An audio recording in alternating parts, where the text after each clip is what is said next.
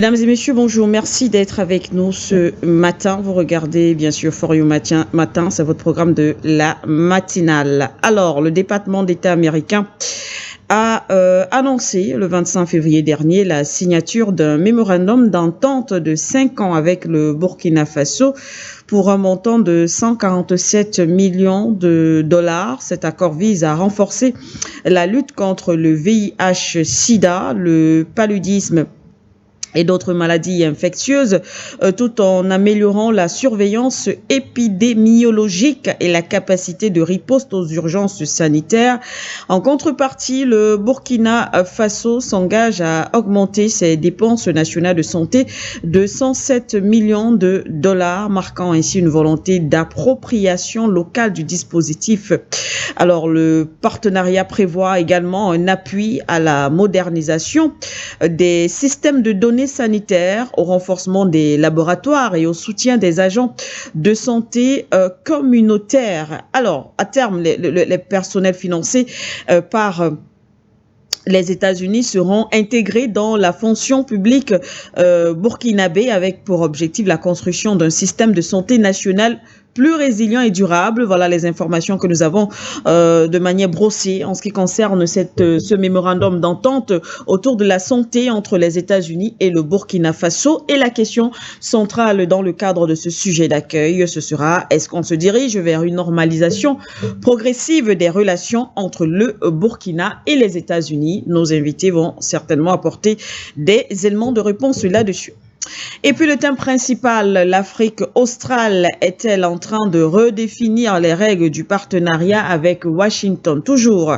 Eh bien, après le Zimbabwe, c'est désormais la Zambie qui dit non à un important financement américain dans le secteur, une fois de plus, de la santé. Selon des sources, Lusaka a rejeté un accord de plus d'1 milliard de dollars destiné à lutter contre le VIH, le paludisme et à renforcer la santé maternelle, estimant que les conditions liées à l'accès aux ressources minières et au partage des données sanitaires portaient atteinte à sa souveraineté. Le Zimbabwe avait déjà refusé un accord similaire, dénonçant un partenariat jugé inégal et soulevant des inquiétudes sur la protection de ces données. Quant au Botswana, son président Duma Boko a décliné une invitation officielle à Washington, affirmant que toute discussion commerciale devait se tenir sur son sol au nom du respect de la souveraineté nationale. Il l'a d'ailleurs clairement dit, il a déclaré que les discussions officielles et commerciales doivent se tenir au Botswana, estimant que les acheteurs doivent aller vers les vendeurs. Analyse dans cette émission, c'est bien sûr dans quelques minutes.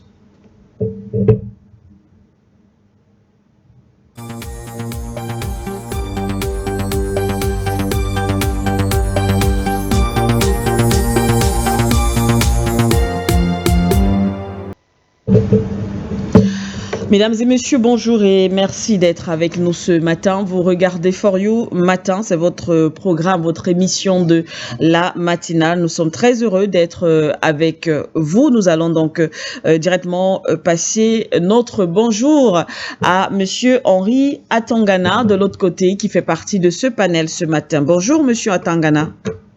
Bonjour madame, bonjour, merci de m'avoir invité. Bonjour à mes copanélistes que vous allez présenter un peu plus tard. Bonjour à tous ceux qui viennent nous écouter, qui apprécient ce qu'on dit.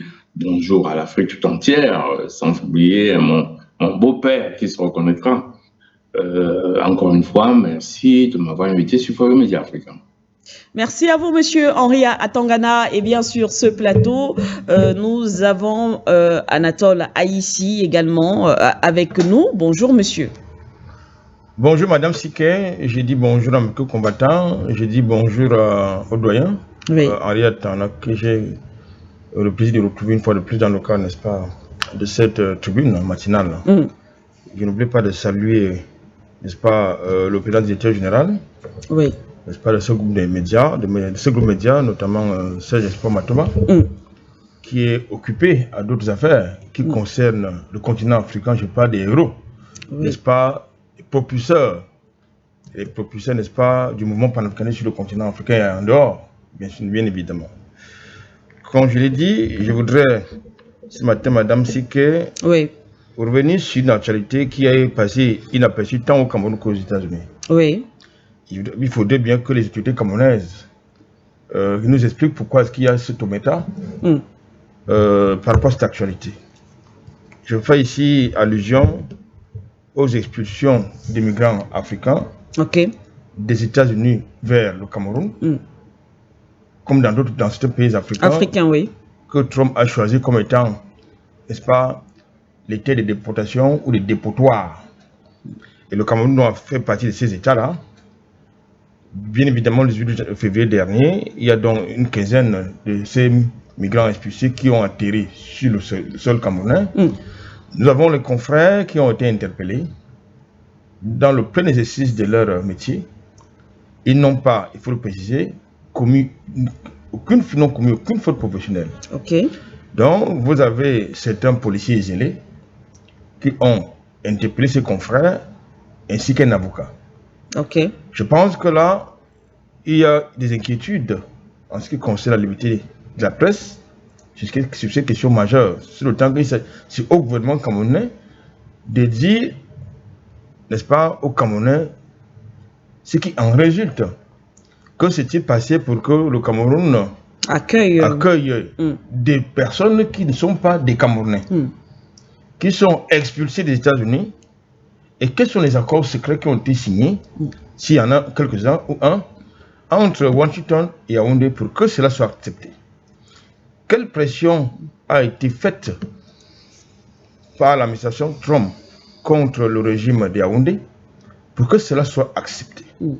D'abord, moralement, c'est inacceptable que le Cameroun devienne une terre de déportation pour des êtres humains qui sont expulsés par Washington. Je parle ici du point de vue de l'histoire, parce que le Cameroun a connu une histoire douloureuse en termes d'abord d'esclavage, en termes de colonisation, entre autres. Et je pense que de ce point de vue, il me semble que les autorités de Yaoundé doivent nous expliquer, tout comme il est demandé à d'autres pays qui ont accepté ce deal avec Washington, de dire à leur peuple c'est quoi la contrepartie. Merci pour l'invitation. Merci à vous, Albert Anatola ici. Merci d'avoir partagé cette actualité. Vous l'avez d'ailleurs dit, hein, bien sûr, qui est passée quand même inaperçue. Merci de l'avoir posé sur la table ce matin. Alors, nous allons aborder le premier thème, notre sujet d'accueil d'ailleurs. Cet accord sanitaire entre le Burkina Faso et les États-Unis. On connaît les relations depuis quand même l'arrivée. Je vous parlais de manière générale dans le cadre de la Confédération des États du Sahel. Depuis l'arrivée de ces présidents au pouvoir, à la tête de ces trois États, les relations avec certains pays occidentaux, dont les États-Unis, n'étaient plus du tout au beau fixe, et surtout la France d'ailleurs, qui a été, où jusqu'alors les relations sont très tendues entre ces États et la France. Eh bien, les États-Unis, à un moment donné, ont décidé de revenir, peut-être on va le dire, dans la négociation, dans peut-être le dialogue, voilà, et il y a un certain nombre apparemment d'accords, si on peut le dire, présentés ainsi, qui seraient donc signés, ou alors le dialogue qui est relancé dans certains secteurs spécifiques entre les États-Unis et ces différents pays. Eh bien, nous sommes donc aujourd'hui du côté du Burkina Faso et on parle de santé. Il y a donc cet accord sanitaire entre le Burkina Faso et les États-Unis lorsqu'on sait que c'est quand même un secteur stratégique, un secteur important, le Burkina qui accepte tout de même d'aller avec les États-Unis, du moins de travailler ou de coopérer avec les États-Unis dans ce secteur. Est-ce que aujourd'hui on peut penser à une normalisation progressive des relations entre les deux États? Est-ce que les États-Unis sont en train de revenir, peut-être en respectant cette fois-ci les conditions burkinabées, c'est-à-dire d'égal à égal? Peut-être. Comment est-ce qu'on analyse et on comprend cette actualité? Nous allons bien sûr passer la parole à nos invités. Et nous allons commencer par vous, Monsieur Henri Atangana. Votre avis? Oui, comme je dis souvent, les Africains sont incorrigibles. C'est-à-dire, d'abord, la première question que je vais poser, c'est qui se pose d'ailleurs.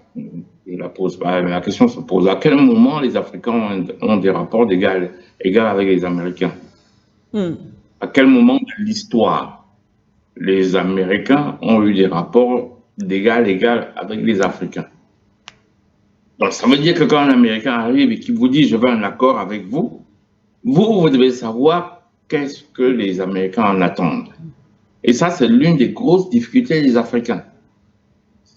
C'est pourtant à ça que ça sert la géostratégie, d'anticiper sur ce que l'autre fait, sur comment l'autre pense, sur comment l'autre se comporte avec moi. Nous, on a l'impression que nous sommes dans une logique vertueuse universelle. Nous sommes toujours imbibés d'une sorte d'universalisme qui fait que on croit qu'il y a une vertu supérieure et qu'en face, les autres se comportent avec la même vertu. Les Américains disent non, quand un Américain en face de toi, c'est qu'il a des intérêts, c'est qu'il va arriver à un objectif. En aucun moment, il se lève pour dire écoutez, moi je veux aider le Burkina Faso. Très bien. Dans ce genre de rapport, la première question qu'on se pose, qu'est-ce que je risque? Quels sont leurs objectifs? Quels sont leurs intérêts? Et vous allez me dire, mais non, on ne peut pas créer un monde dans lequel on est totalement autonome. Donc, quand vous allez signer cet accord-là, vous êtes obligé de vous demander quels sont mes intérêts? Quels sont leurs intérêts? Est-ce que ce qu'ils vont avoir dans cet accord ne sera pas dangereux pour moi? Et là, ils ne se posent pas ces questions, ils se demandent juste, est-ce que les relations sont normalisées? Bon, nous avons quoi? Avant, on a eu quelques tensions diplomatiques, mais ça, c'était à cause des positions des États de l'Alliance du Sahel vis-à-vis de la France, donc une sorte d'envoyé des États-Unis. C'est comme ça. Donc, il y a eu quelques tensions, parce qu'en général, quand la France pose des actes en Afrique, ben, les États-Unis ne voient pas. Alors, vous savez, les États-Unis ne se sont jamais plaints du fait qu'il y avait encore un État néocolonial qui bat la monnaie pour 14 États africains plus les Comores. Et que c'est la continuité de l'esclavage, une réalité qui est supposée être abolie, qui a juste été travestie. C'est ça la néocolonisation. Les États-Unis qui ne semblent pas trop s'en plaindre. Très bien. Revenons donc à ce problème. Qu'est-ce qui se pose? C'est-à-dire qu'il y a les États-Unis qui disent nous vous apportons des aides pour les raisons pour des accords, les raisons de santé. C'est-à-dire qu'ils veulent en réalité pouvoir aider le Burkina Faso à traiter le paludisme, à prévenir le paludisme et à prévenir le sida, à traiter le sida. Qui croit un seul instant ça? La façon de regarder cette histoire, ça veut dire quoi? Ça veut dire que, qu'est-ce qui risque d'arriver? C'est que vous allez vous retrouver en relation avec des experts américains qui font des recherches sur le paludisme, qui font des recherches sur le sida, et qui vont, à la longue, finir par maîtriser les données biologiques locales. Pour rappel, je faisais une publication dans ce sens il y a encore une semaine. Les Africains ont une plus grande diversité génétique que toutes les populations du monde. Pourquoi? Parce que l'homme est né en Afrique. Il s'est donc diversifié en Afrique. Quand on dit diversité, attention, dans le gène humain, c'est à peu près 1% de différence. Oui. Mais malgré ça, la diversité est beaucoup plus grande en Afrique. C'est-à-dire qu'entre la diversité génétique, qu'il ne faut pas confondre avec la diversité raciale. Quand vous confondez les deux, vous n'avez rien compris. Donc, elle est plus grande en Afrique. Ça veut dire quoi? Ça veut dire que deux Occidentaux, par exemple, qui sont séparés de 500 km, sont beaucoup plus proches du point de vue de la diversité génétique que deux Africains sur le continent africain qui sont séparés de 100 km. Ça, ce sont des faits biologiques. Ça veut dire quoi? Ça veut dire que dans ce nouveau monde-là, où les nouvelles formes de molécules sont à ARN, c'est-à-dire acide ribonucléique, c'est ça que ça veut dire, hein? Ça qu'on nous apprend quand on était à l'école. Avec son cousin qui est l'acide désoxyribonucléique, ADN. Vous vous souvenez de Covid?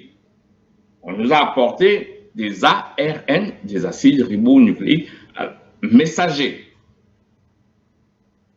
Pour bien expliquer clairement aux gens sans utiliser les mots scientifiques, l'ADN, c'est ce qu'on reconnaît comme étant le porteur de notre patrimoine génétique. Et il y a une autre molécule qui n'est pas vraiment l'ADN, mais qu'on appelle l'ARN, qui, paraît-il, je ne suis pas un expert en la matière, lui peut transporter l'information de la cellule au noyau de la cellule. Très bien. C'est cette information qu'on avait fait des vaccins avec l'ARN dans le but de soigner Covid. Pourquoi est-ce que j'explique tout ça? À partir du moment où quelqu'un vient chez vous, soi-disant travailler avec vous, et il a envie de savoir quelle est la constitution moléculaire. Vous savez, maintenant vous comprenez pourquoi j'ai expliqué la diversité génétique africaine. Oui. Voilà, donc vous comprenez que la personne qui vient travailler avec vous, elle a envie de maîtriser votre diversité génétique. Si vous ne voyez pas que c'est ça la vraie raison, ça vous dit que vous n'avez rien compris. Mais ça, en aucun moment le Yankee va te le dire. Voilà, donc ça veut dire que ces molécules à base de ARN, dont nous avons déjà commencé à consommer pendant les vaccins de Covid. Donc ce que je raconte n'est pas de la science-fiction.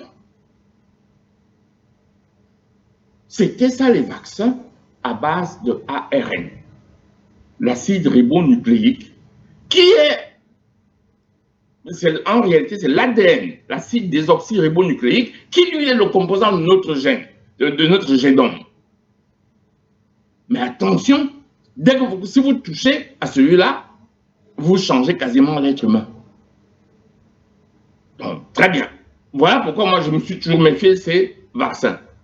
Donc, vous voyez donc des gens qui veulent venir collaborer avec vous, et vous avez tout ça, et vous avez toutes ces informations.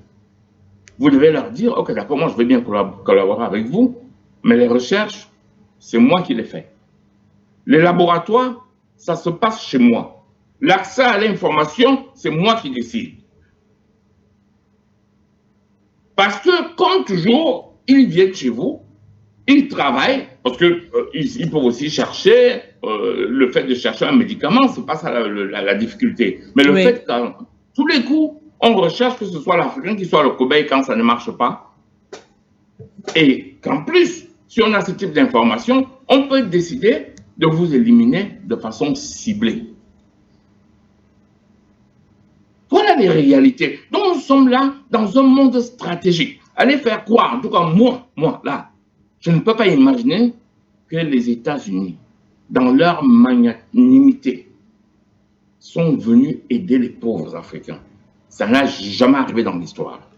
Vous allez donc entendre qu'ils travaillent avec vous, qu'ils vous aident, mais à chaque fois, c'est eux qui auront les informations. C'est eux qui vont analyser les informations. Ils viendront tester les molécules sur vous, sur vos populations, et vous n'aurez même pas la maîtrise de la molécule qu'on va injecter à vos populations. Pour preuve, nous sommes bien injectés des vaccins Covid. Madame Siké, vous pouvez me montrer le laboratoire chez nous qui permettait de se rassurer que ce qu'on injectait à nos populations est exactement ce qu'on nous donnait. Le minimum, c'est de dire, ok, d'accord, moi je veux bien. Bon, et puis il faut un laboratoire chez moi.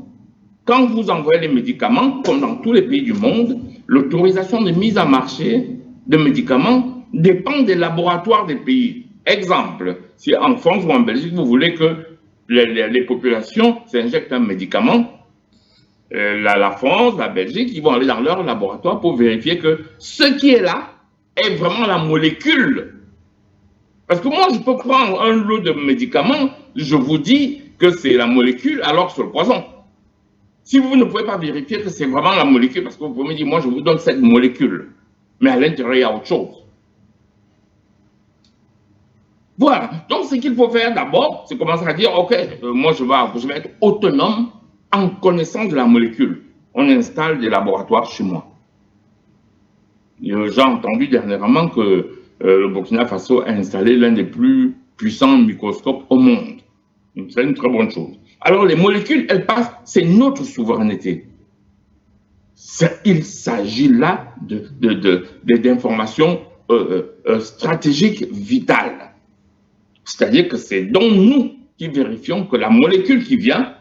Deuxième chose, la molécule doit de préférence être fabriquée chez nous. Il n'y a aucune raison qu'une usine fonctionne pour fabriquer un médicament en France et qu'elle ne fonctionne pas chez nous. Mais pourquoi? Parce que là, nous rentrons dans des considérations économiques. Si vous venez nous vendre des molécules, qui ne comprend pas là que si les États-Unis viennent vendre les molécules, ces molécules, les études étant faites chez eux, la production des molécules étant faite chez eux, vous ne comprenez pas qu'il y a création d'emplois chez eux? Vous ne comprenez pas question qu'il y a augmentation du produit intérieur brut chez eux? Ai-je besoin de rappeler aux uns aux autres que ce qu'on appelle le PIB, c'est le produit intérieur brut qui caractérise aujourd'hui la richesse, c'est la somme des plus-values. Très bien. Si c'est la somme des plus-values et qu'ils font les plus-values chez eux, vous ne comprenez pas qu'ils s'enrichissent à notre détriment et vous allez rester à la posture primaire. La posture primaire, c'est de se dire, bon, on m'a donné, comme les gens disent souvent au Cameroun, on me donne, je prends. Non, c'est pas comme ça que ça se passe l'économie. Voilà pourquoi on ne se développe pas. Vous ne pouvez pas dire, on me donne la nivaquine, je prends. On me donne une molécule, je prends. Quand eux vous apportent cette molécule-là, les recherches se sont passées chez eux, la production s'est passée chez eux, la production de richesse s'est passée chez eux. Vous êtes un bête consommateur. Il y a un moment où il faut leur dire, ah non, non.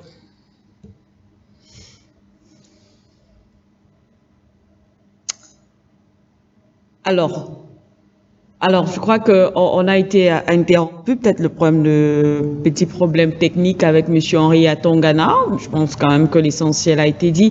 Le temps pour lui de nous retrouver, on va revenir sur le plateau pour également prendre l'avis de M. Haïssi pour parler de ce mémorandum d'entente, cet accord entre le Burkina Faso et les États-Unis. Est-ce qu'on se dirige vers une normalisation progressive des relations? On rappelle qu'on parle d'accord sanitaire, M. Haïssi. Écoutez, Madame Siké, ce n'est pas encore un accord. Comme vous avez indiqué, c'est un mémorandum d'entente. Ça dit que l'intention, c'est une intention. Lorsqu'on parle sur le plan juridique, ça veut dire qu'il y a une intention de collaborer dans le domaine de la santé. C'est-à-dire entre les États-Unis et le Burkina Faso, ils ont émis l'intention de collaborer, notamment dans la lutte contre le paludisme, le VIH/SIDA, entre autres. Quand j'ai dit cela, je voudrais ajouter deux choses. La première, Madame Siké, dans le contexte géopolitique actuel, il y a des partenaires, entre guillemets, dont il convient de ne plus s'encombrer. Ok. Surtout si vous avez des partenaires qui nourrissent des velléités d'hégémonisme. Surtout quand vous avez des partenaires qui méprisent les Africains, les insultent. Lorsque vous avez des partenaires qui vous disent qu'ils n'ont que du droit international, qu'il n'y a que leur conscience qui leur dicte la marche à suivre, la conduite à tenir dans la marche du monde. Pas seulement, mais également du fait de l'histoire que nous avons entretenue avec de tels partenaires qui ne sont pas des philanthropes, soit dit en passant. La deuxième chose qu'il faut également indiquer, c'est que lorsqu'on s'inscrit dans une dynamique de souveraineté, cette souveraineté doit être globale. Oui. Elle doit être globale et en tout point de vue. Vous ne pouvez pas, n'est-ce pas, convoquer des questions de souveraineté et en même temps vous tendez la main pour qu'on vienne vous conduire, vous aider à conduire, n'est pas votre dynamique de souveraineté. Comme vous le savez, l'État est garant de la santé publique, précisément de la sécurité sanitaire. Je pense que le Burkina Faso aurait plus à gagner, à collaborer avec les pays qui ont le même statut dans le monde que lui, c'est-à-dire du point de vue de l'histoire, tel que le Cuba, qui est un pays qui a de très bons médecins. Oui. J'ai l'habitude de le dire, je ne veux pas m'écarter de ça. Madame Siké, les Africains ne doivent jamais et ne devraient jamais se tenir aux côtés des oppresseurs. C'est important que vous disiez là. Ce qui veut dire, c'est très important. Quel que soit le visage, la forme de leur, j'ai envie de dire, collaboration, il faut toujours réfléchir, penser à l'histoire. Il ne s'agit pas d'être révisionniste selon ce que disent certains. Il s'agit d'être lucide. Les États-Unis ont été à la conférence de Berlin. Oui. Qui est une conférence qui a visé, n'est-ce pas, qui avait pour objectif, si vous voulez, la balkanisation de l'Afrique. Et nous en sommes là aujourd'hui. La conférence de Berlin s'est tenue entre 1884 et 1885 à Berlin, en Allemagne. Et l'un des acteurs majeurs de cette conférence, ce sont les États-Unis. Les États-Unis. Et vous allez constater, partout où ils ont été présents, ils ont été dans une posture hégémonique. Dans ce qu'ils sont en train de faire avec le Burkina Faso, c'est du soft power. Ok. Ça s'appelle du soft power. Je voudrais vous rappeler, je crois que c'est l'année dernière, la même administration, c'est-à-dire l'administration Trump, a suspendu son organisme qui avait justement vocation à régler ces genres de problématiques, notamment l'USAID. Oui. À financer, n'est-ce pas, des projets de développement, notamment les programmes de santé dans ce pays. Alors, qu'est-ce qui peut expliquer que Trump suspend ce programme qui avait un budget très précis, pratiquement indépendant, autonome, et vient par derrière signer des accords, n'est-ce pas, avec certains États. Je voudrais quand même vous rappeler que le Zimbabwe a refusé, a refusé parce qu'il a estimé que cet accord était déséquilibré. C'est quoi la contrepartie? La contrepartie, c'est quoi? J'ai essayé de lire le communiqué. Il va se poser deux problèmes. Oui. D'abord, c'est quoi la contrepartie? Le communiqué ne le dit pas. La deuxième chose, la sécurisation des données. C'est une question stratégique. Qui va les sécuriser? Comment ça sera fait? Je pense que heureusement, nous sommes encore dans l'intention. Dans les intentions, ce n'est pas encore l'accord, ce n'est pas encore officiel.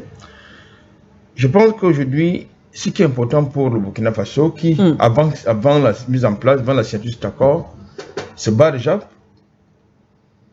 roder son système de santé, construire des infrastructures hospitalières, finance ces programmes communautaires en matière de santé. Donc, je pense que le Burkina Faso a plus besoin d'une forme de transfert de technologie que de ce genre de partenariat bidon, entre guillemets. Parce que nous savons ce qui se cache derrière. Donc, je me répète, il y a, dans le contexte actuel, il y a des partenaires dont il ne faut plus s'encombrer du tout. Nous sommes dans le soft power. Vous savez que les États-Unis sont en train de freiner des 4 fers. Si besoin, ils vont faire la guerre pour maintenir le monde dans l'unipolarité.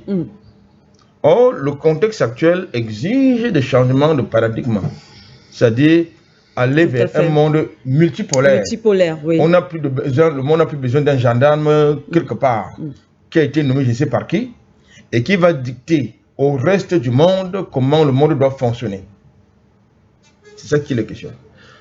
Donc, si nous sommes dans une dynamique de souveraineté globale, il y a des problématiques qu'on ne doit pas, il y a des pans des problématiques, non, on ne doit pas délaisser un pan de notre souveraineté à un État tiers. Et la question de la santé publique, c'est une question majeure dans la souveraineté d'un État.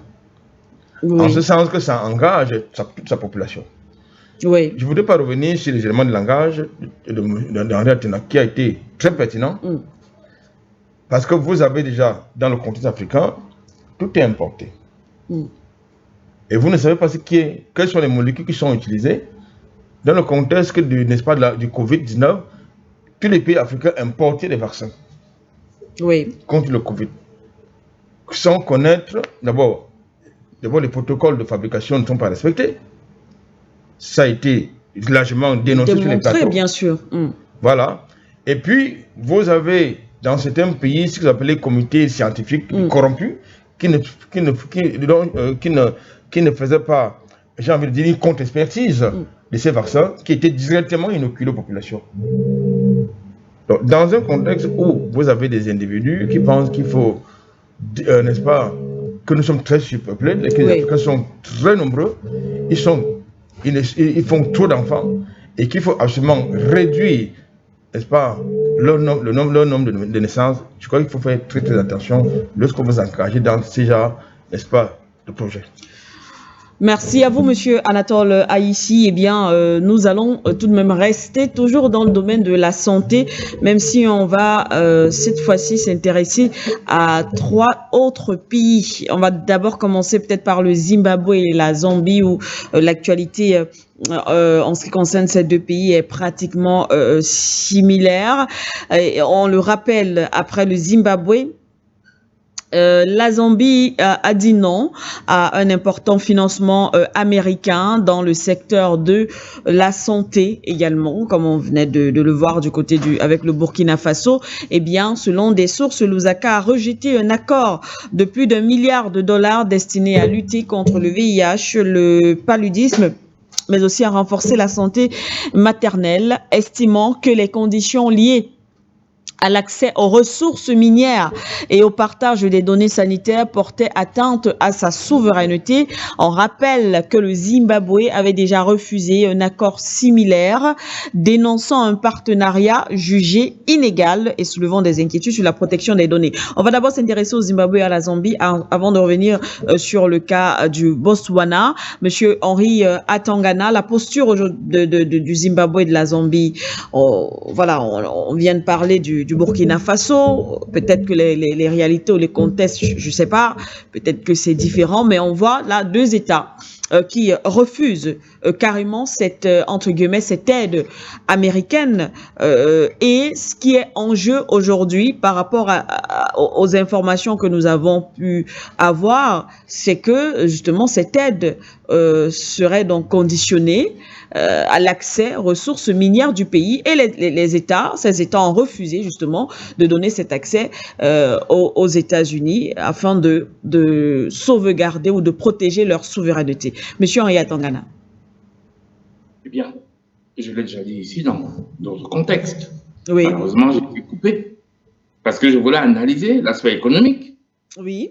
Et je voulais analyser dans le cas du Burkina Faso cet aspect. C'est-à-dire que très souvent, quand ils nous disent on vous apporte de l'aide, eux, ils peuvent imprimer un papier appelé dollar.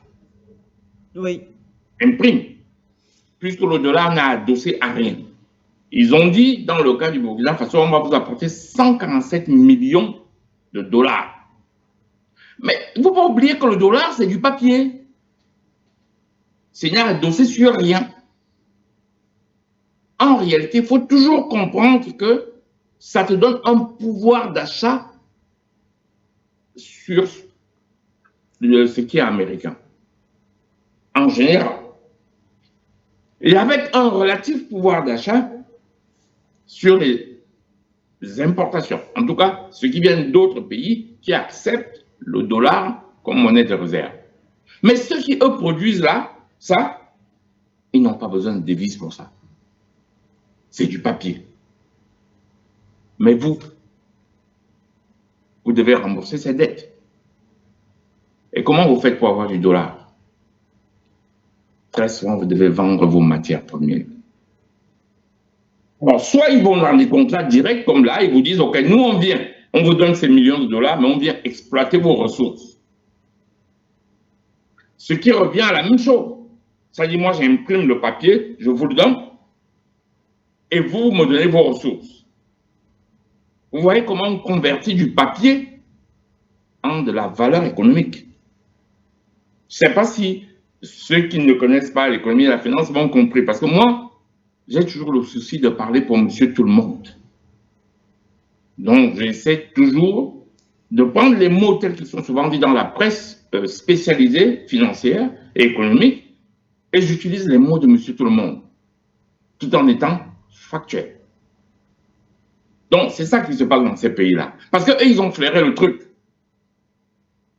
Nous venons partenariat. N'oubliez pas que le dollar est une monnaie des réserves et que, par exemple, si les États-Unis arrivent et vous disent « je vous prête du dollar », qu'est-ce que vous allez faire?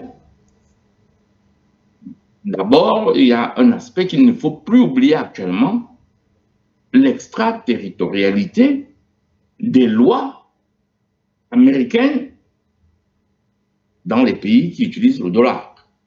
Ne l'oubliez jamais. Ça va toujours là. Tout ça, c'est le gros package là. Très bien.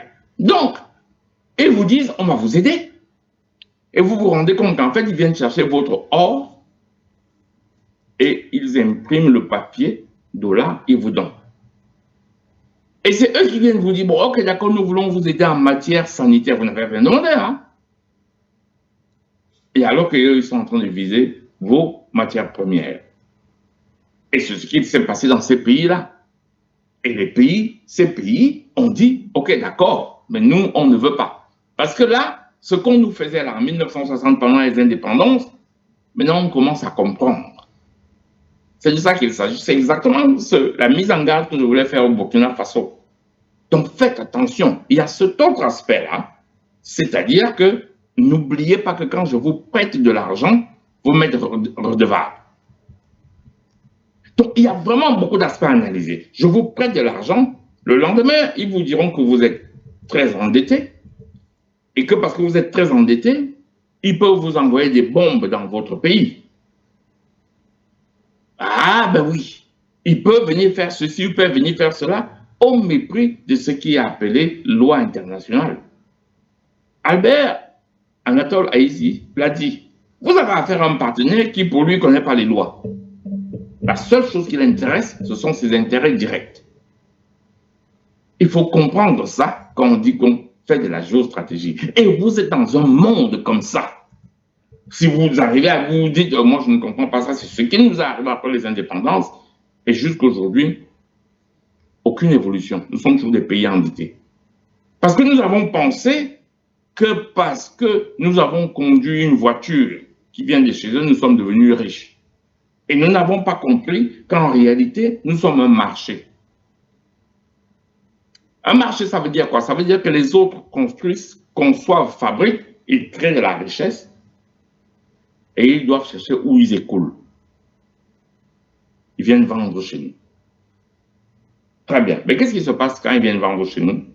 Ils nous demandent de cultiver le cacao pour avoir des devises pour alimenter leurs industries.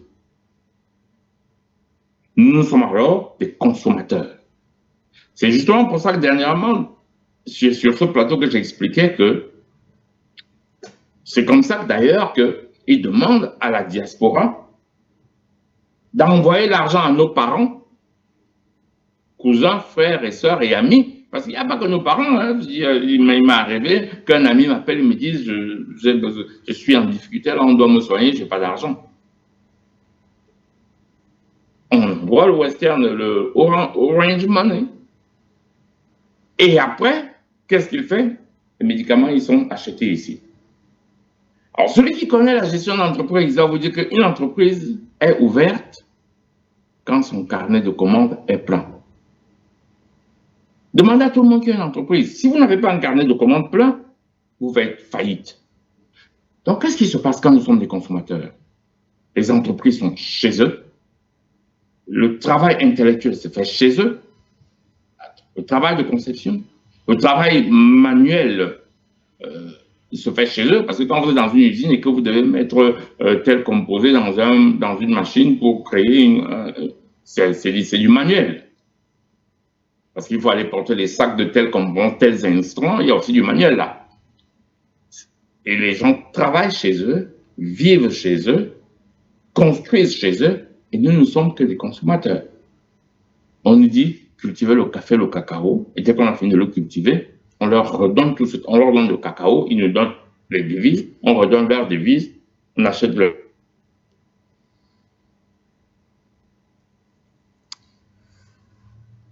Monsieur Atongana?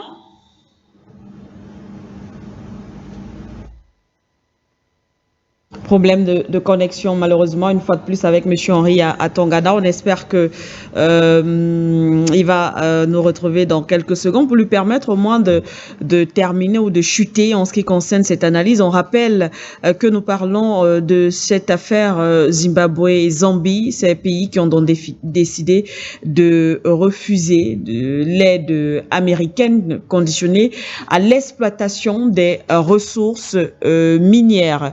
Est-ce qu'on peut revenir avec M. Atongana? Est-ce qu'il est revenu? Non.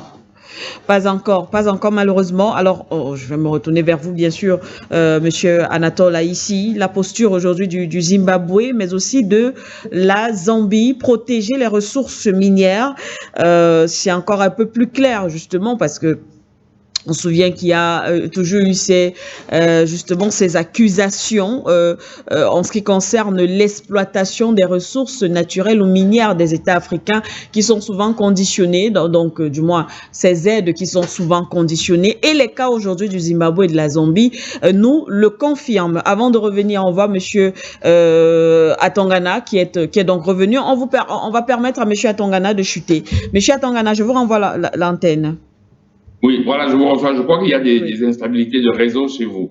Donc, j'espère que ça ne doit plus se couper. Donc, voilà. Donc, c'est ces réalités qui font que nous devons comprendre. Et là, je reviens à M. Ivan Traoré. D'abord, que les laboratoires doivent être chez nous. Les produits de recherche, c'est vous qui devez décider qu'est-ce que vous leur donnez comme information. Ça doit être totalement contrôlé par vous. Les médecins qui travaillent dans ces laboratoires de recherche doivent être burkinabés. Attention, attention. On peut vous espionner grâce au logiciel qui fonctionne sur vos matériels. Ça, il faut en être conscient, même si je n'ai pas dit de vivre dans une paranoïa. Je rappelle en passant que vous ne savez pas que quand, certains le savent, c'est une analogie, quand un pays achète un avion de guerre, le F-35 américain, il l'a chez lui, les États-Unis décident depuis les États-Unis s'il peut voler ou pas. C'est-à-dire que votre pilote monte dans l'avion, les Américains, ils peuvent appuyer sur un bouton, votre avion ne décolle plus. C'est un contrôle logiciel. Ça veut dire qu'en fait, on bloque le logiciel qu'il y a dans votre avion. Si on le bloque, ben, ça veut dire qu'on le commande. Je n'ai pas dit qu'il ne faut pas le savoir. Il faut même le savoir. Comme ça, si vous achetez cet avion-là, vous allez essayer d'analyser le logiciel de fonctionnement pour savoir comment il le bloque et éventuellement détourner. Je ne sais pas si je dois le dire. Mais c'est comme ça que ça fonctionne dans le monde. Parce que s'ils contrôlent, ça veut dire qu'ils ont une instruction. Si cette instruction arrive, vous essayez de savoir comment cette instruction arrive, comment on peut communiquer avec le logiciel et comment on le bloque. Et ça vous permet aussi de développer vos propres logiciels, même si c'est long et difficile. Mais quand vous n'avez pas, vous achetez et vous contrôlez. Mais il faut être conscient de ça. Il faut être conscient du fait que quand je prends un matériel chez vous et que je prends le logiciel qui tourne dedans, c'est celui qui a écrit le logiciel qui sait ce que le logiciel fait. Et c'est celui qui a écrit le logiciel qui sait comment il peut communiquer avec ce logiciel. Et il faut donc pouvoir travailler quand vous avez un logiciel, quand vous avez le logiciel toujours dans un processeur. Un processeur, comme en mot simple, c'est l'unité de calcul d'un système à processeur. Pas que les ordinateurs, parce que maintenant il y en a partout dans vos smartphones, il y en a partout. On en trouve même dans les voitures maintenant. Les voitures, tout fonctionne maintenant avec des processeurs. Donc, on peut commander. La question, c'est comment on commande. Et il y a moyen de travailler pour rechercher quels sont les accès. Est-ce qu'on commande via une connexion Internet? Est-ce qu'on commande via une connexion Wi-Fi? Est-ce qu'on commande via des informations satellitaires? Et on comprend comment ça fonctionne. Donc, il faut être au courant de ça. Donc, pour résumer, Monsieur Traoré, vous pouvez collaborer, pourquoi pas? À ce moment, vous mettez le matériel chez vous. À ce moment, le centre de recherche se passe chez vous. À ce moment, c'est vos médecins, vos ingénieurs qui travaillent chez vous. Et vous pouvez collaborer et soyez avertis de tout ce que je vous dis là. Ça vous permet, quand vous voyez le matériel, vous vous demandez, mais comment je fais pour savoir tout ça? Il y a des moyens technologiques de le faire, c'est du travail, il ne faut pas penser qu'ils sont sorciers. Écoute, voilà. Donc, c'est ça que je veux faire. Et là, dans le cas de ces pays-là, les pays du Zimbabwe et tout, ils ont dit, écoute, nous, on ne veut plus de ça. Ça veut dire, vous venez, vous nous donnez de l'argent et vous venez exploiter. Et c'est comme ça que des pays ne produisant rien sont les plus puissants du monde. C'est le cas des États-Unis.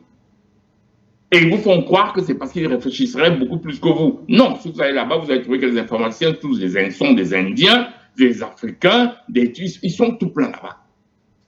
Mais eux, ils ne produisent rien. Ils viennent chez vous, ils arrivent et vous disent, OK, d'accord, nous, on va vous prêter le dollar. Tout le monde a oublié que c'est du papier. En contrepartie, on prend l'or. Oui. En contrepartie, on prend le diamant. En contrepartie, on prend les terres rares, le cobalt. Voilà comment ça se passe. Il faut comprendre ça. Et je suis d'accord avec ces pays-là, c'est que si vous ne voyez pas votre intérêt, vous dites non. Et vous passez. Simplement parce que votre intérêt n'y est pas. Vous devez avoir la perspective. Quand j'accepte cet accord, qu'est-ce que je reçois? Si j'accepte ce financement, parce qu'on en a besoin. Pourquoi? Je vais vous dire, parfois on en a besoin. Même si on peut changer de partenaire. Triple A l'a bien dit. On peut travailler avec du matériel russe. Oui. À ce moment, on n'a pas besoin de dollars pour acheter le matériel russe. Ah bah oui, le dollar, c'est pour acheter le matériel américain. Vous ne pouvez acheter du matériel russe avec le dollar que si la Russie accepte ce dollar-là. Or, nous sommes dans un monde où les banques sont en train de plus en plus se dédollariser. Parce que les États-Unis font du dollar une arme géostratégique. Très bien, donc on peut travailler avec d'autres pays. Mais supposons qu'on travaille avec vous travaillez avec les Américains. Vous dites, OK, d'accord, moi je suis d'accord pour qu'on fasse la recherche sur le paludisme, sur le VIH. Mais la recherche, elle se passe chez moi. Chez moi, le directeur du centre de recherche est burkinabé. Tout le monde qui travaille est burkinabé. Nous pouvons coopérer du point de vue scientifique. C'est comme ça que ça doit se passer. Deuxième chose, vous regardez ce qu'ils demandent en contrepartie de cette aide, de ces aides-là. Parce qu'en réalité, les sujets que vous avez soulevés là sont les mêmes. Oui. Donc, il y a les pays qui disent on ne veut pas, et donc le pays qui dit j'accepte. Tout à fait. Donc, on est obligé, nous, notre devoir, c'est d'alerter M. Ibrahim Traoré.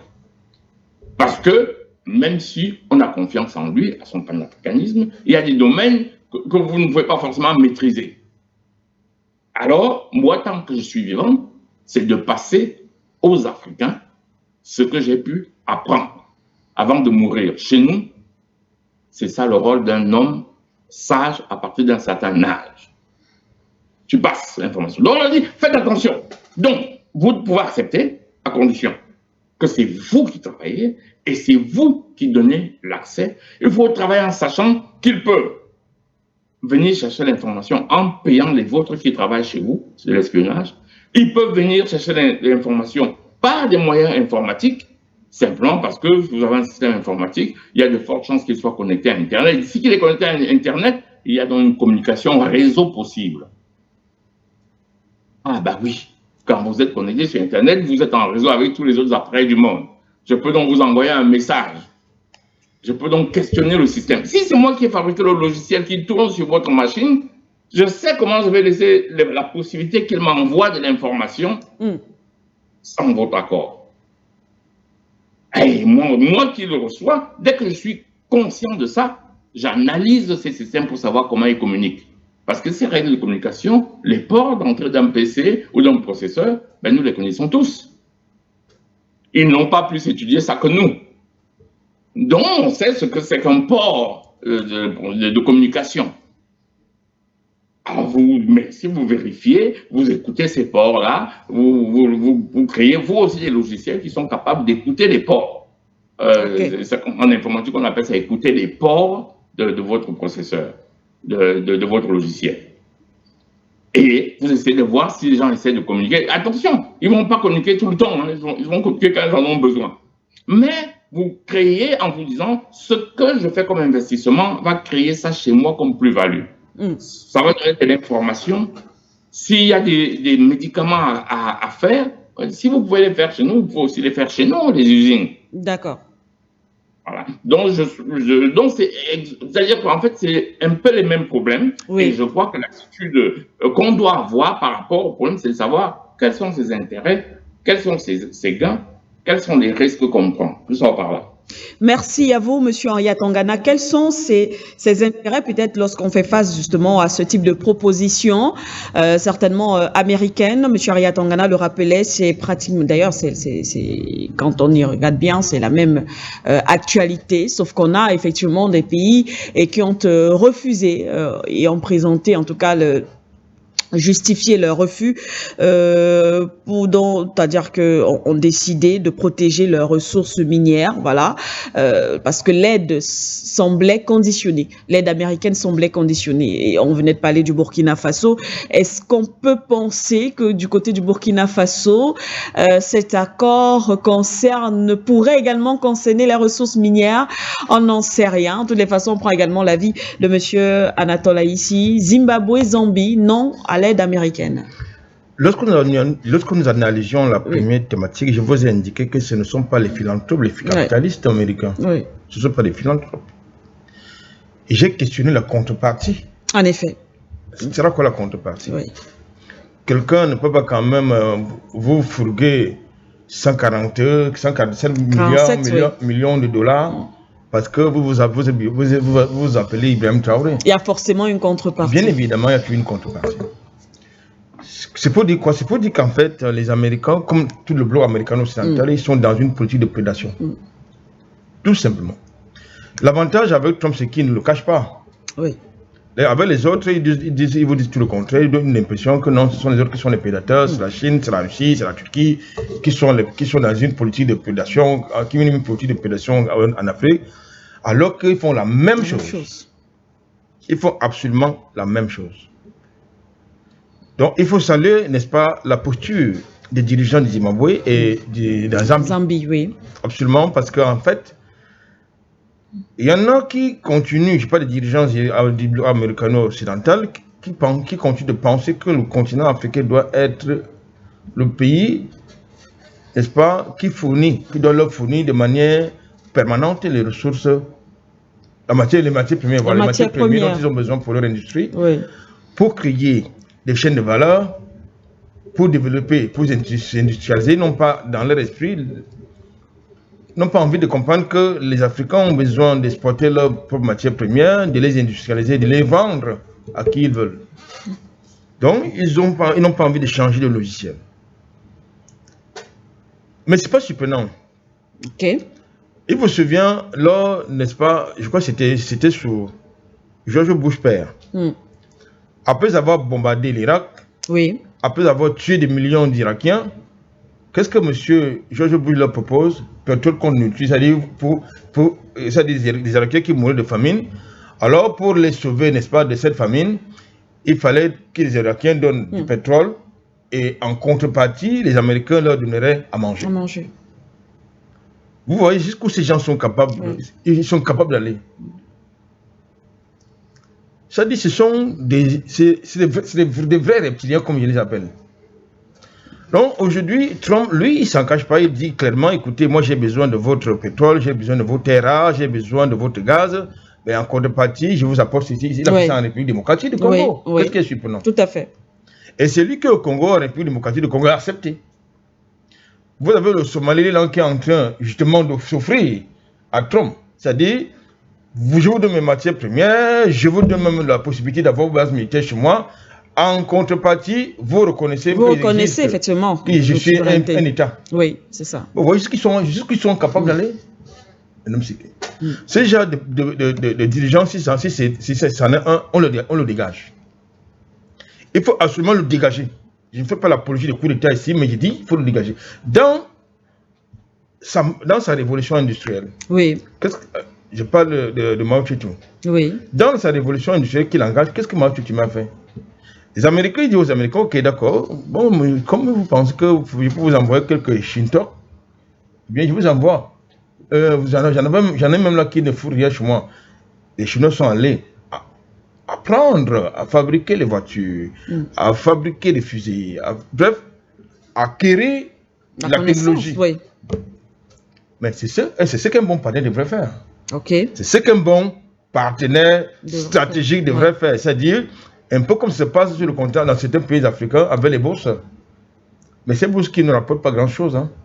C'est-à-dire, je vous envoie quelques jeunes là, vous leur apprenez comment fabriquer une voiture, comment fabriquer une fusée, comment. C'est ça, un vrai partenaire. Ça, ce n'est pas des partenaires, Madame Stické. Ce sont des prédateurs. Et je pense qu'il faut de plus, je crois que nous allons revenir sur le cas du Botswana. Tout à fait. Qui a eu une posture souverainiste. C'est-à-dire, si vous voulez discuter avec nous, ce se passe chez nous. Il n'est pas hors de question que je gaspille l'argent du contribuable. Un peu comme ce que nous dénoncions hier sur ce plateau.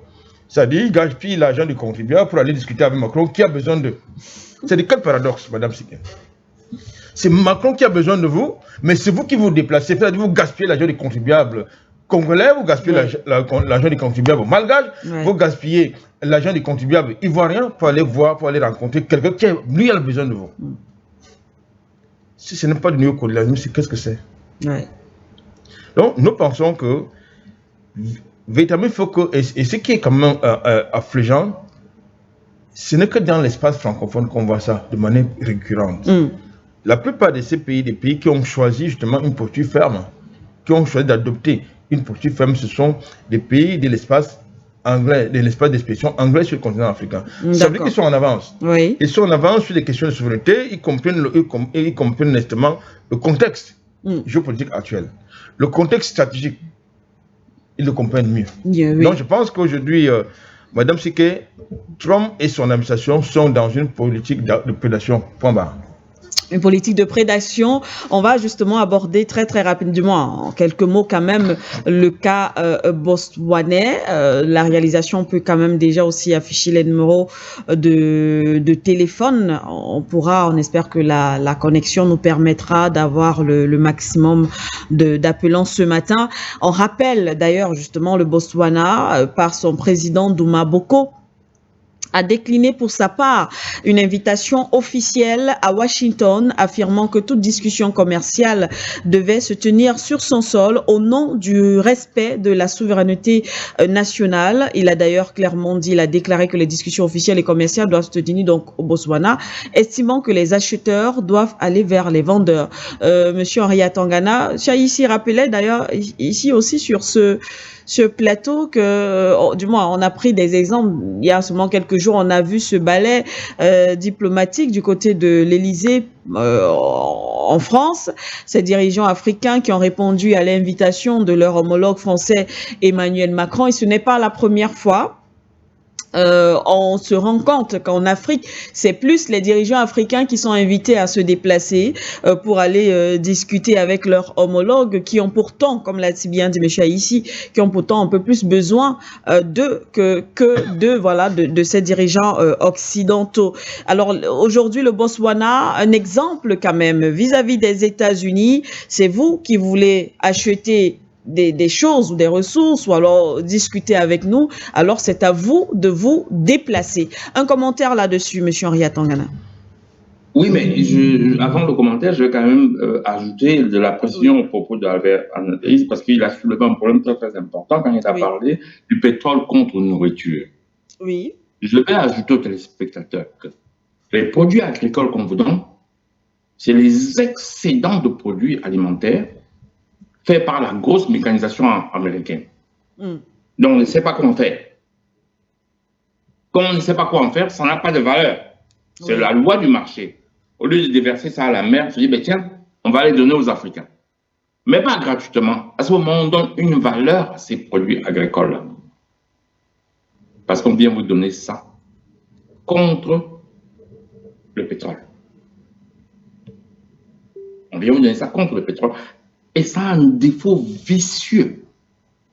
C'est qu'on vous apprend ne plus cultiver. Si on commence à vous déverser des produits agricoles, d'ailleurs, ce qui se passe très, très souvent, c'est que vous trouvez avec votre grand-mère au village qui trouve 1 kilo de riz, ou en tout cas les produits agricoles, moins cher dans un supermarché que ce qu'elle travaille. Alors que ça devait être le contraire, puisque la main-d'œuvre africaine est moins chère. Voilà comment ils font. Je vais jusqu'au bout de son raisonnement.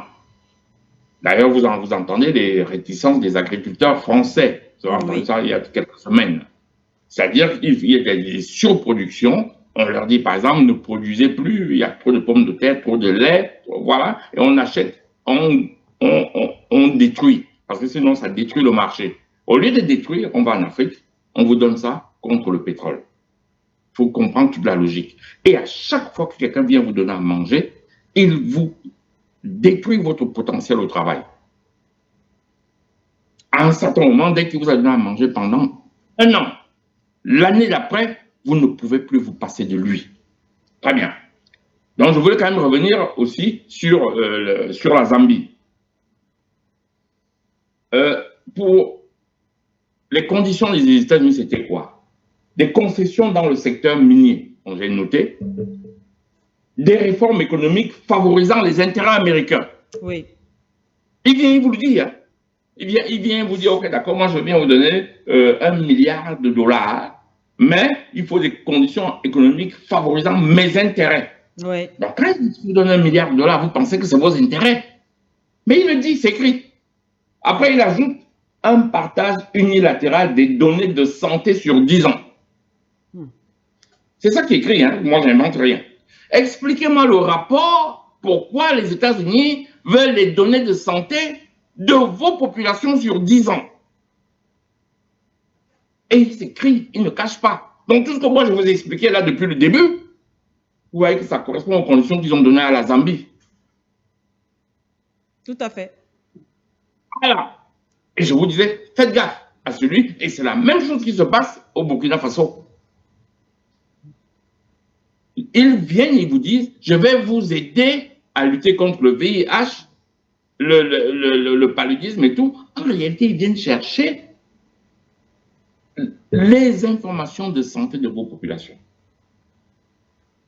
Je vous l'ai dit au début de mon propos. Certaines personnes ont dit, mais attends, de quoi il parle? Dans le cas de la Zambie, c'est clairement écrit. Parce que là, j'ai pris la peine de noter. C'est clairement écrit. Partage unilatéral. Unilatéral, c'est-à-dire que vous n'avez rien à dire. Des données de santé sur 10 ans. Qu'est-ce que les États-Unis font avec les données de santé de la population zambienne? À quel moment nous autres Africains, on va dire, heureusement que là, ils ont dit non, on n'en veut pas. Et le Botswana allait beaucoup plus loin, en disant, écoutez, maintenant, essayons de travailler d'égal à égal. Moi, je ne vous ai rien demandé. Vous voulez acheter mes produits, vous vous déplacez, vous venez chez moi. Mais nous avons encore beaucoup de chefs d'État, surtout en zone francophone, où, comme je vous avais dit il y a longtemps aussi, nous avons encore le slavery man.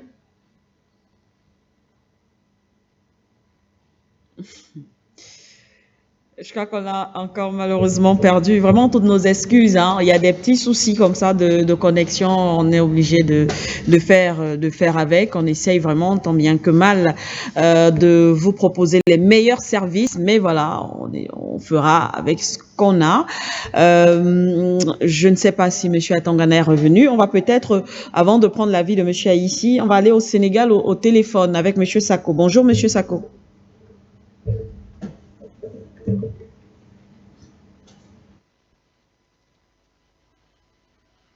Alors, des soucis avec Monsieur Sako, des problèmes justement de communication, de connexion. Toutes nos excuses une fois de plus. Et voilà, on va tout de même essayer de...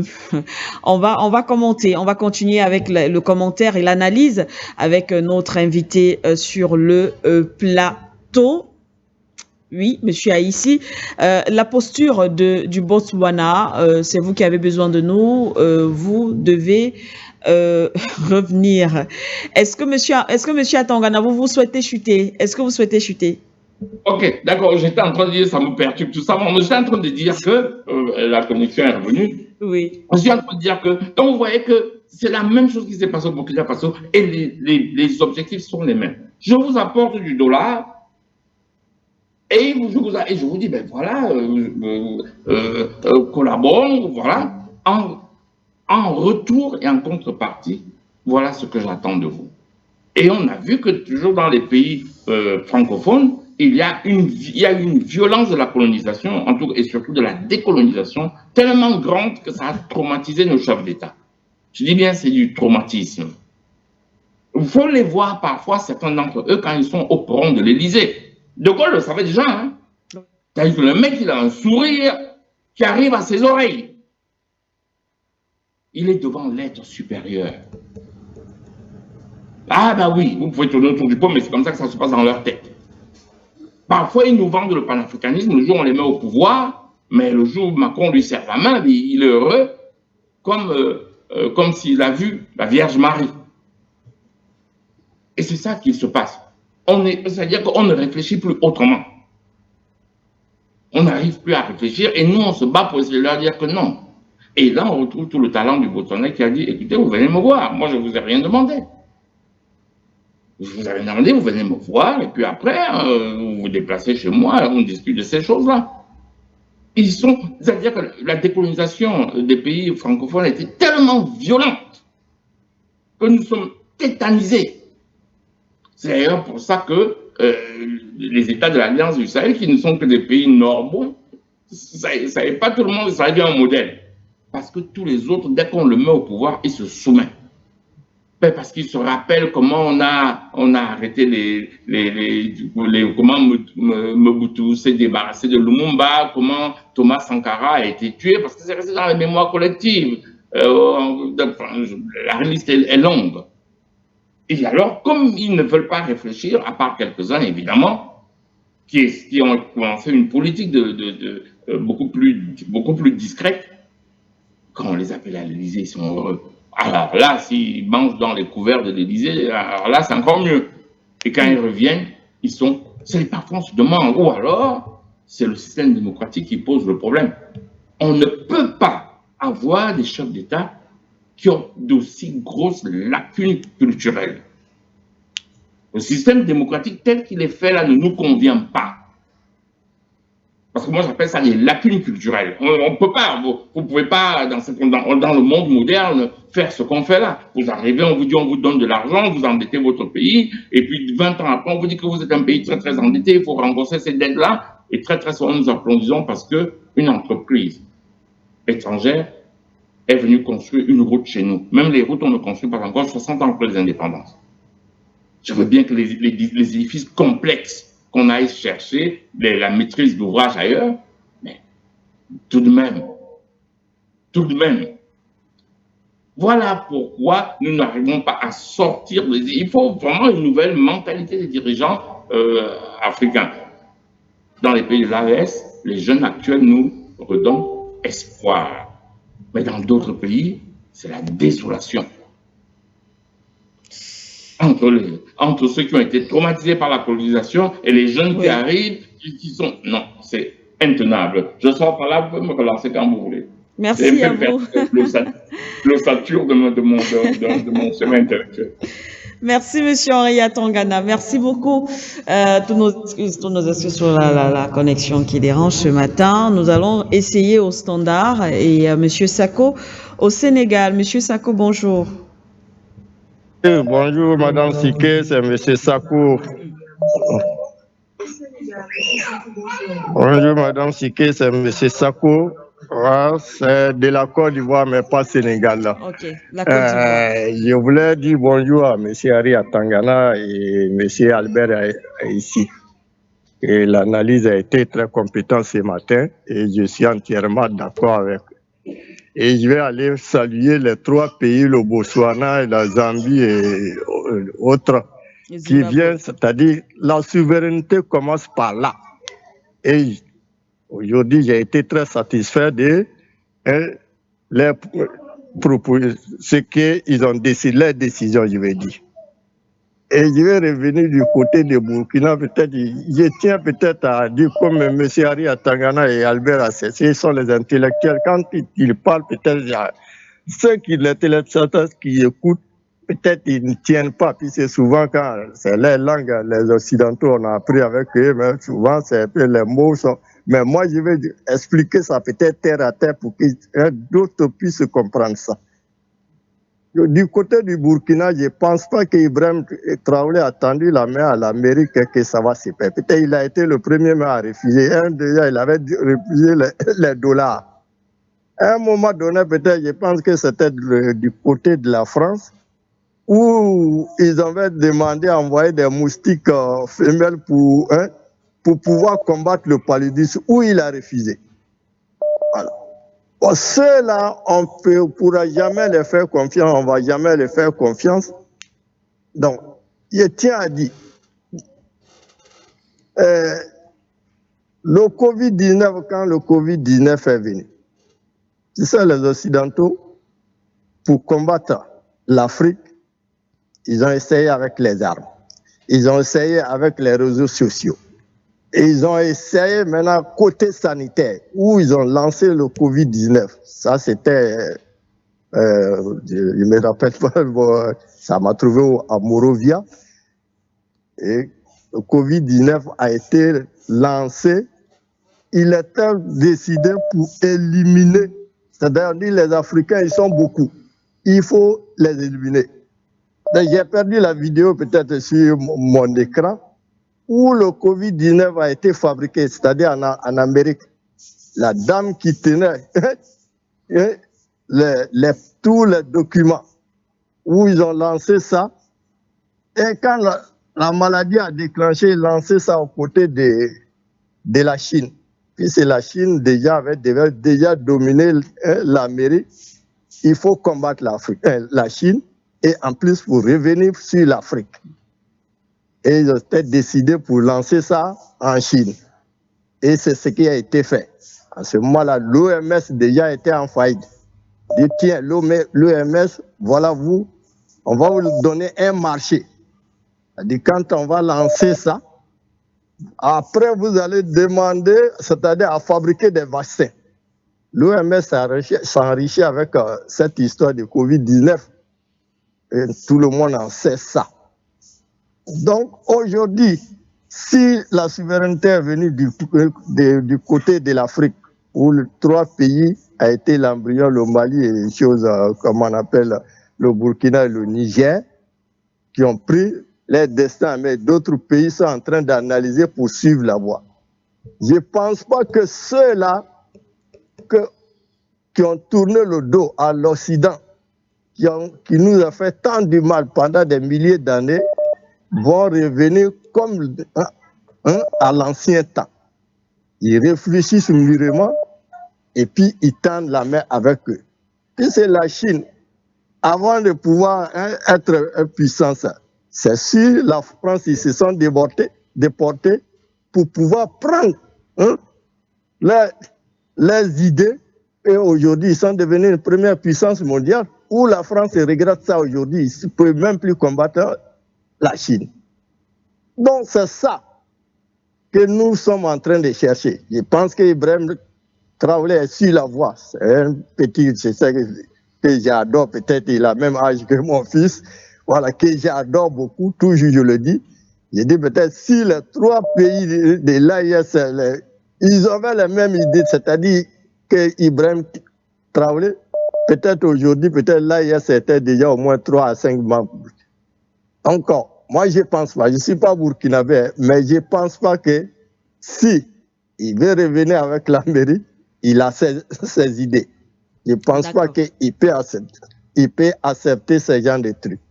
Donc, comme Henri Atangana l'a dit, peut-être quand ils vont venir, ils vont dire, bon, tous les données là, c'est chez moi. Il a déjà refusé les moustiques mamelles qui devraient venir combattre le paludisme au Burkina. C'était dans une ville burkinabé où ça a été décidé. Et on sait ça. Donc moi, je pense que l'AIS est en train de se développer. Donc je ne pense pas qu'ils vont revenir vers les Occidentaux avec l'ancienne méthode. Moi, je ne pense pas comme ça. D'accord. Voilà. Donc, merci à vous, Monsieur Sako, depuis la Côte d'Ivoire. Merci pour cette contribution ce matin. Monsieur Ibrahim en Italie. Bonjour. Bonjour Madame Siké, bonjour à Papa ici et bonjour à Papa Aria Tangana. Madame Siké, une fois encore, nous remercions nos doyens, vraiment. Ils viennent de nous démontrer, excusez-moi avec mon français, ils viennent nous démontrer encore une fois encore de ce qu'ils sont capables. Je suis parfaitement d'accord de ce qu'ils ont dit. Madame Siké, mais moi je vais prendre un peu contraire à ce qu'ils ont dit. Quand je dis contraire, c'est pas parce que je ne suis pas d'accord avec eux. Je suis parfaitement d'accord avec eux, mais c'est-à-dire les gens qui viennent là. Mon intervention, quand je dis le contraire, les gens qui viennent là, les Français, les Américains, les Émirats arabes, tous les noms là, c'est-à-dire c'est tout ça là, moi j'accuse nos dirigeants. Voyez. Je prends un exemple sur le doyen Aria Tangana, le doyen ici, particulièrement le doyen Aria Tangana. Il est là, il est quitté là-bas, il est venu ici, il a étudié, il a tellement de choses dans la tête, et puis on le laisse comme ça. Et puis je vois des gens dire non, il a étudié, pourquoi il ne peut pas venir. Et puis il y a des millions d'Aria Tangana qui sont ici et ailleurs.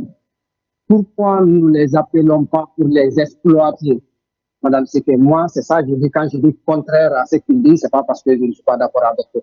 C'est ça, moi, je veux, madame, c'est qu'on prenne des doyens qui sont allés, parce que c'est pas facile comme ça. Quand les gens disent pourquoi il ne peut pas revenir, moi, qui n'a pas étudié, quand je vais actuellement en Guinée pour investir dans quelque chose, c'est pas comme ça, hein.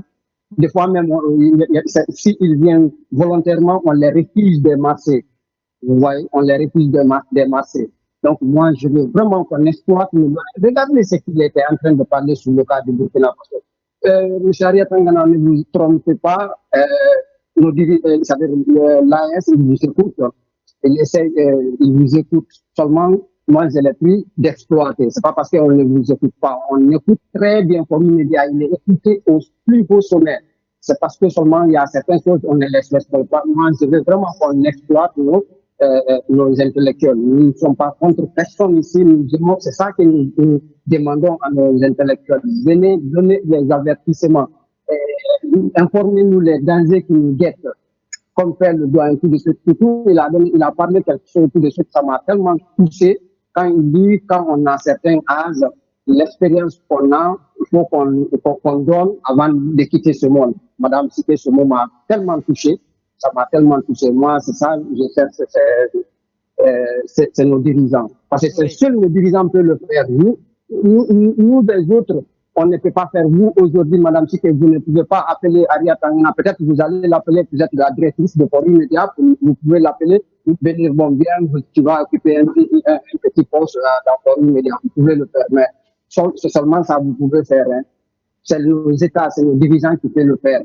Donc, moi, j'appelle vraiment nos dirigeants d'exploiter nos doyens. Mais nous, on ne fait pas ça. On attend seulement quand un petit blanc vient avec sa formation de professionnel ici. Il vient seulement, on dit non, il est grand. Vous voyez les gens, comme je disais tout de suite, les personnes qui s'assoient ici, ils disent qu'ils sont experts dans le Sahel, ou bien les formateurs dans le Sahel, qui n'ont jamais vu le désert.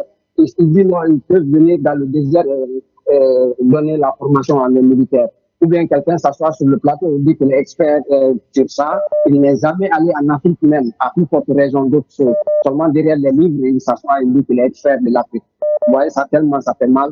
Donc, cela m'amène à féliciter encore le Mali, quand ils ont nommé tout récemment un compatriote africain camerounais, le docteur Franklin Yamsi, même si moi, personnellement, je ne suis pas d'accord avec lui sur certaines positions, mais c'est ça que je veux. Et puis je vois certains Africains critiquer ça. 80% même des gens qui critiquent ça ne sont même pas maliens. C'est certaines nationalités qui disent qu'on ne doit pas le nommer. Vous voyez, c'est que nous sommes, nous voulons quelque chose avec le contraire. Donc, Madame Siké, vraiment, je félicite nos doyens et vraiment, j'appelle nos dirigeants à utiliser nos intellectuels. Ils n'attendent pas, c'est impossible, ils ne peuvent pas venir d'eux-mêmes, il faut qu'on les appelle. Merci Madame Siké, bonne journée. Merci à vous, merci Monsieur Ibrahim depuis l'Italie. Nous allons prendre Monsieur Diallo, ensuite on reviendra d'abord sur le plateau prendre la petite réaction de Monsieur Haïssi sur le cas du Botswana avant de rentrer encore au téléphone. Monsieur Diallo. Bonjour Madame Siké, bonjour mon beau-fils Ariel Tangana, bonjour Monsieur Albert Anatole Haïssi. On est fiers de vous, on est vraiment contents, parce que tout ce que vous avez dit est très évident. C'est vraiment évident ce que vous avez dit. C'est ça justement. C'est-à-dire, vous savez, entre le lait et le miel, il y a une différence. Il y a une très grande différence. Et c'est ce que vous faites. Vous êtes comme ça avec l'Occident. Vous essayez de les dépêcher, de les déconstruire, tout ce qu'ils font. Monsieur Ariel Tangana, à l'indépendance, Modibo Keïta, quand il est venu, il a voulu sortir d'abord du franc CFA. Et il est sorti. Maintenant, l'opération Persil, on a fait avec le Mali. L'opération Persil. Ils l'ont fait avec le Mali, hein. C'est avec le PSP. Les fils d'abord, eux autres là, ils ont injecté ils ont de la monnaie malienne qu'ils ont fabriquée chez eux pour essayer de créer l'inflation au Mali. Donc, c'est là où il y a eu cette révolution du 22 août au Mali. Donc, Modibo a écarté tout. Il a fait 32 unités industrielles. En 7 ans, 32 unités industrielles. Donc, ça dit qu'avec ces gens-là, mais c'est ce que De Gaulle a dit après le nom de Sékou Touré. Il dit que si jamais Sékou Touré réussit, tous les pays africains vont le suivre. Donc, il faut tout faire pour que la Guinée ne décolle pas économiquement. Même à l'ONU, pour que la Guinée rentre dans l'ONU, il a fallu l'intervention du président ghanéen. Sans quoi, il les a bloqués. Vous savez, c'est-à-dire, parmi tous les Occidentaux, c'est la France que moi je hais. C'est la France que moi je n'aime pas du tout. Parce que tout le mal vient de la France. La France, c'est synonyme de mal. La France, c'est synonyme de mal. Ibrahim Traoré est très intelligent. Je sais que le truc des Américains, là, il ne va jamais le prendre. Il ne va jamais prendre ça, il va bien étudier avant de le faire. Et on a eu un autre exemple avec la Zambie, le Botswana. Tous ces gens-là, ils ont refusé. Ils ont refusé. Ils ont refusé, ils ont tout à fait raison. Et je ne sais pas, il y a à peu près 1 an, quand le Mali a voulu prendre un prêt avec le FMI pour le problème énergétique, voyez-vous ce qu'ils ont dit? Ils ont voulu introduire le problème de LGBT et le Mali a refusé. C'est des gens qui parlent de démocratie. Mais moi, je ne parle pas de démocratie. Hein. Moi, je parle de démocratie. C'est du démon. C'est du démon. Mais ils ont leur culture. Nous avons notre culture. Je ne sais pas comment ils veulent vraiment essayer. C'est ça la dictature. C'est ça la dictature. Ils veulent nous imposer leur manière de vivre, leur manière de faire, leur manière de penser. Comme si c'est eux qui les ont créés à la place du bon Dieu. Donc vraiment, le fait que vous éclairez l'Afrique comme ça est une bonne aubaine. Madame Siké, je réitère encore mon appel sur appel panafricain. Et monsieur le docteur Yantimba et Madame Bleboudé, vraiment, que tous ces gens-là reviennent. Et Madame Bleboudé, du moins Madame Siké, vous étiez à Afrique Média, il faut décrocher les autres là. Il y a le professeur Mbelek et autres et son équipe là. Il faut les appeler, que tous ces gens-là viennent. Vous avez dit aussi qu'en décembre, vous allez organiser quelque chose. Moi, je suis en train de connecter ma petite pension. Je réserve quelque chose pour le voyage du Cameroun. Inch'Allah. Et bonne journée, et bon week-end. Merci pour tout. C'est nous qui vous remercions, Monsieur Diallo. Merci infiniment d'avoir appelé ce matin et très bon week-end du côté de Bamako. Au Mali, on va laisser les numéros de téléphone affichés au bas de vos petits écrans à la maison. On prend l'avis d'abord de Monsieur Haïssi sur le plateau, le cas du Botswana aujourd'hui, qui est également très apprécié. Tenez tête aux États-Unis, ce qu'on a rarement vu de la part de nos dirigeants africains. Nous avons 4 types de dirigeants sur le continent africain. Tout à l'heure, le grand frère Henri Attan indiquait que certains dirigeants sont traumatisés par la colonisation.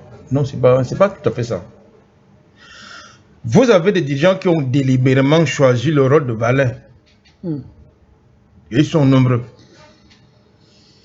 Et ils se réjouissent d'être des valets. Soit de Washington, soit du Royaume-Uni, soit de la France, soit de la Belgique, entre autres. Vous avez des valets, c'est la première catégorie de dirigeants. Ouais.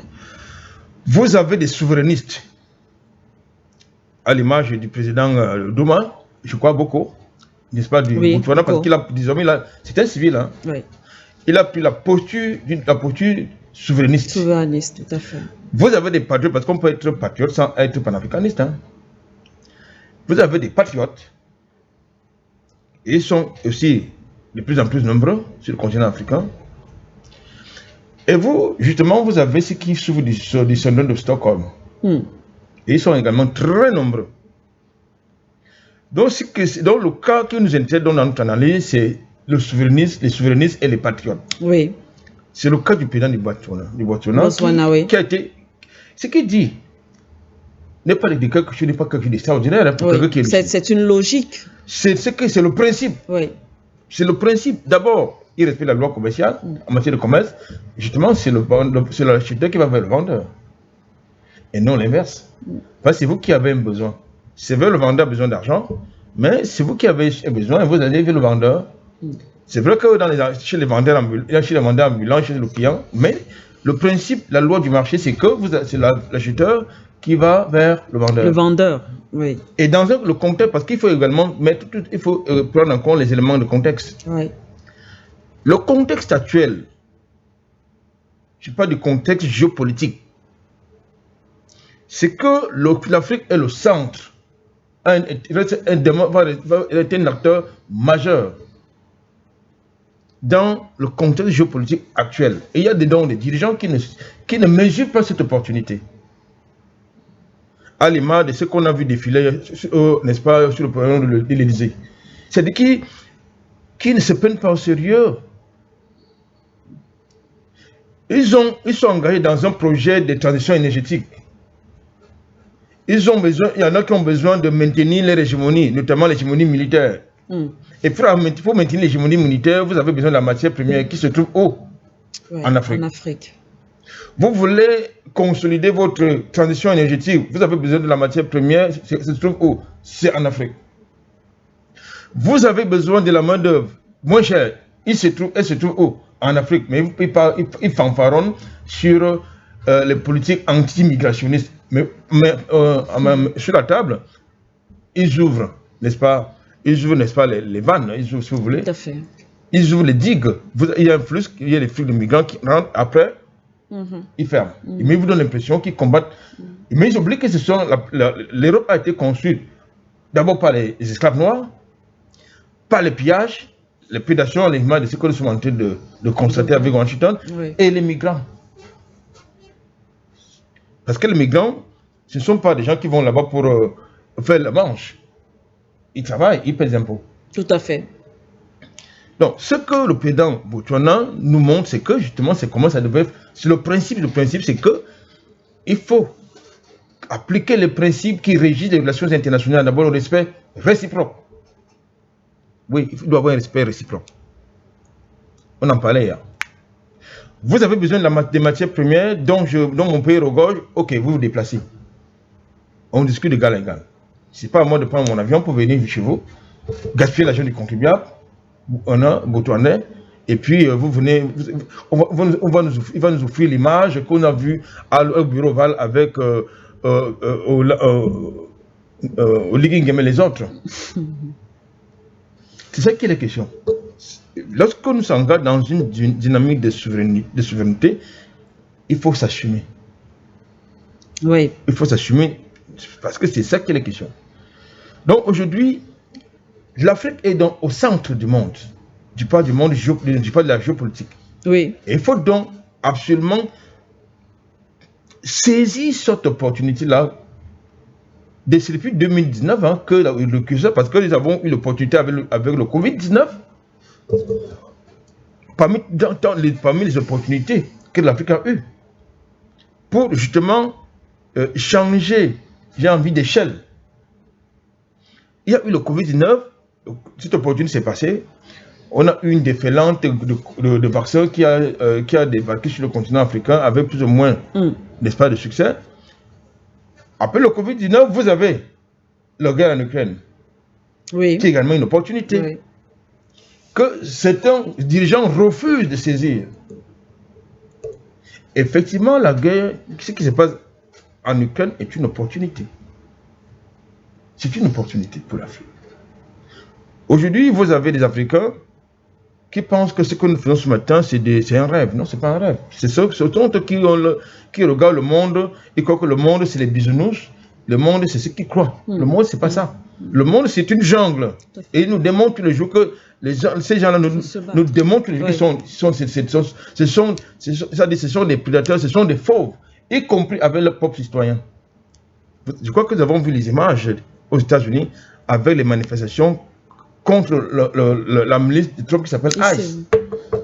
C'est-à-dire ils matent même leur propre population, mais ils vont donner les leçons à l'Iran. C'est qui est la question. Donc, entre ce qu'ils vous disent et ce qu'ils font, il y a tout un grand fossé. Donc, quand ils vous disent quelque chose, ils comprennent tout le contraire. Il faut comprendre le contraire.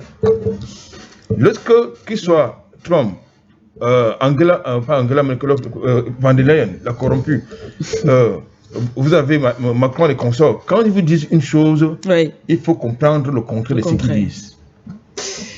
Merci à vous, Monsieur Anatole Aïssi. On est presque à la fin de cette émission. On va quand même prendre Monsieur Peter avant de revenir et sortir définitivement et peut-être s'interroger sur aujourd'hui cette Afrique c'est quoi, Afrique de l'Est, je crois bien. Oui. Ou alors c'est ça, oui, c'est l'Afrique australe, l'Afrique de l'Est. L'Afrique australe, voilà, qui aujourd'hui, contre toute attente quand même, adopte une certaine posture.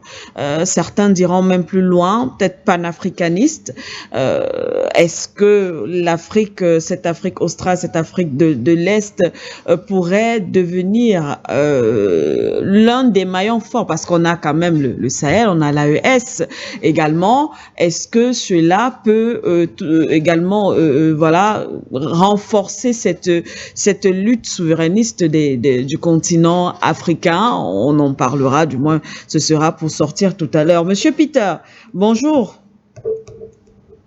Madame Siké, bonjour à vos invités, Monsieur Atagana et tout le monde. Je vais rapidement prendre la parole pour dire que je suis très fier que des pôles de résistance commencent à se former petit à petit en Afrique. Les pays je peux dire la zone anglophone, entre griffes, qui ont compris un peu l'importance et surtout le combat que mène l'AES vis-à-vis de l'impérialisme français. Eux aussi sont en train de subir une pression, cette fois-ci anglo-saxonne. Je pense que à travers tout ça, l'Angleterre se cache derrière les États-Unis pour cette sale besogne parce que ils ont tous compris que le dossier de l'Ukraine leur a fait perdre non seulement leur hégémonie, mais surtout les intérêts financiers qu'ils cherchaient à avoir. Alors, il faut se tourner vers les ex-colonies. Aujourd'hui, nous constatons que les États-Unis d'Amérique sont de vrais colons, contrairement à ce qu'ils ont voulu masquer dans l'histoire. C'est un État impérialiste, prédateur, braqueur, voleur et en même temps tueur. Excusez-moi du terme, s'il est un peu trop lourd.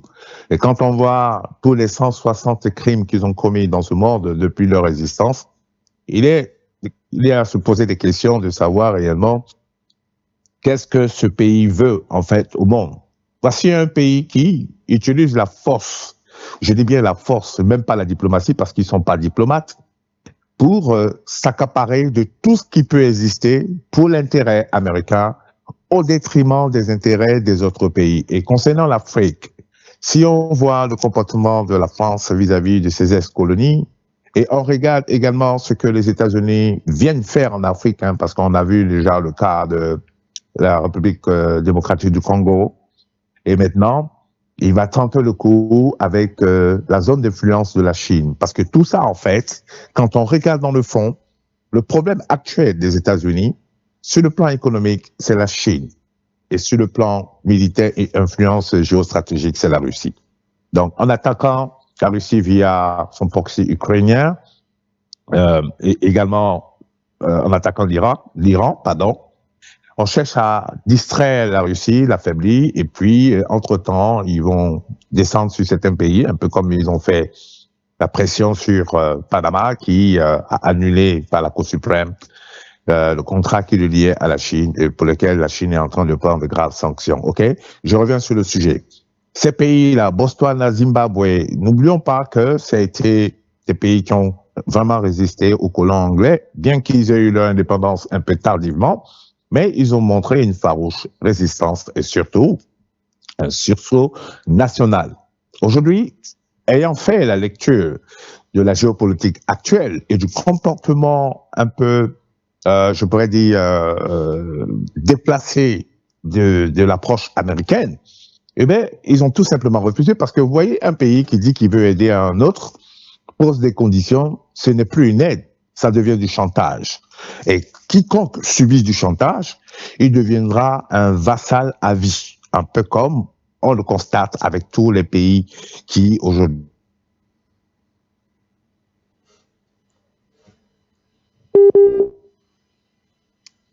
Monsieur Peter?